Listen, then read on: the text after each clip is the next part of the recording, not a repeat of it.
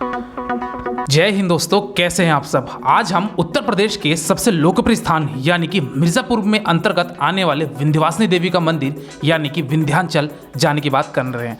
दोस्तों, अगर आप विंध्याचल जाने की योजना बना रहे हैं तो ये वीडियो आप लोगों के लिए काफ़ी यूजफुल है, क्योंकि आज की वीडियो पे मैं आप लोगों को बताऊंगा कि आपको विंध्याचल कैसे पहुंचना है, विंध्याचल में आपको रुकने की क्या व्यवस्था है, विंध्याचल में आपको खाने पीने की क्या व्यवस्था है, साथ ही साथ आपको विंध्याचल कब जाना चाहिए, साथ ही साथ आपको विंध्याचल जाने के लिए एक व्यक्ति का कुल खर्चा कितना लग जाएगा।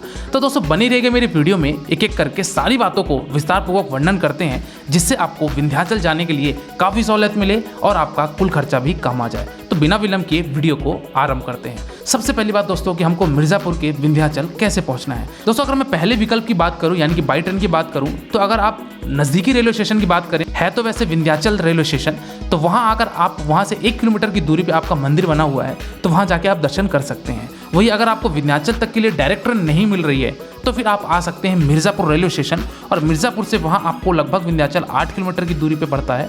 तो वहाँ से आप ऑटो टैक्सी के द्वारा विंध्याचल पहुँच सकते हैं, जो कि आपका शेयरिंग में 20 रुपये लेगा और आपको विंध्याचल मंदिर ड्रॉप कर देगा। तो दोस्तों, ये बातें थी कि हमको अगर बाई ट्रेन आना है। तो अगली बात करें कि दोस्तों, अगर आप बाई रोड आना चाहते हैं तो मान के चलिए कि आपको हर जगह से कनेक्टिविटी मिर्ज़ापुर के लिए बहुत ही अच्छी मिलेगी। नेशनल हाईवे बना हुआ है। वाराणसी रूट से अगर आप आना चाहते हैं तो आप आ सकते हैं बाई रोड डिस्टेंस।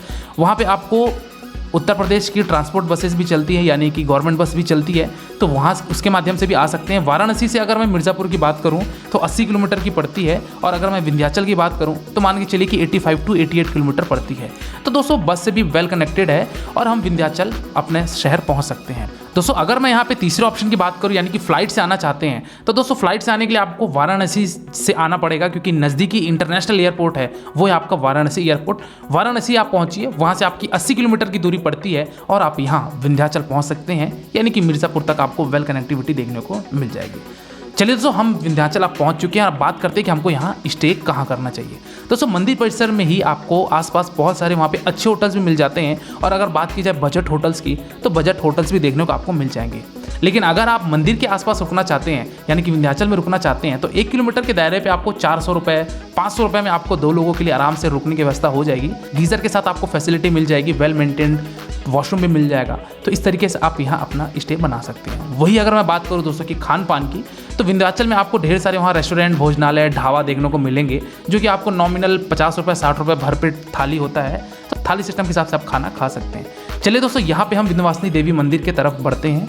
यहाँ पे आपको दोस्तों अगर फूल, माला या माता के लिए चुनरी कुछ भी अगर आपको चढ़ाने के लिए चाहिए, तो यहाँ पे आप देख सकते हैं दोनों ही साइड में यहाँ पे स्टॉल लगे हुए हैं। तो यहाँ से आप जो भी आपको परचेस करना है, आप माता के लिए कुछ भी खरीद सकते हैं। तो ये सारी चीज़ें खरीद लीजिए, लेकिन एक चीज़ का ध्यान रखिएगा कि किसी भी यहाँ पे दलालों के झांसे में मत आइएगा, क्योंकि अगर आप दलालों के झांसे में आ जाएंगे तो मान के चलिए कि आपका 300 से 400 रुपये बेवजह लग जाएगा।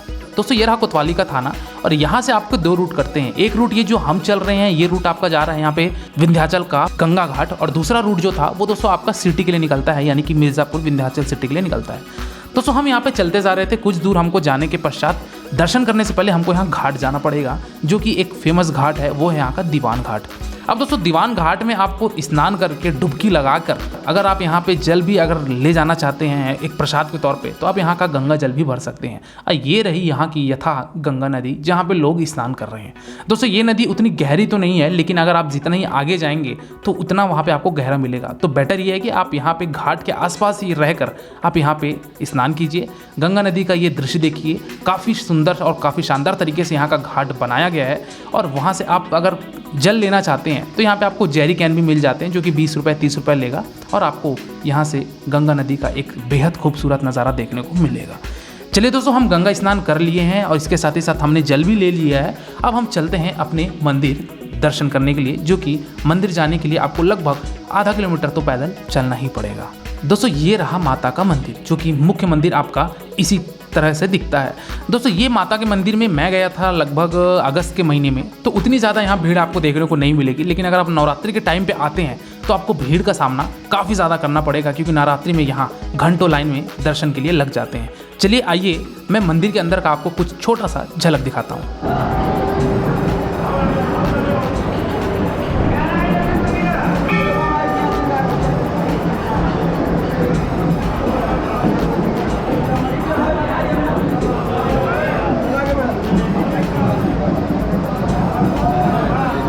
तो दोस्तों ये रहा माता की झांकी का दर्शन। एक तो यहाँ आप झांकी से भी दर्शन कर सकते हैं और एक और आपका है जो कि आप मेन लाइन से दर्शन कर सकते हैं, जो कि आपका पीछे लाइन लगा हुआ है, लेकिन उस लाइन में आपको थोड़ा सा समय ज़्यादा लगता है।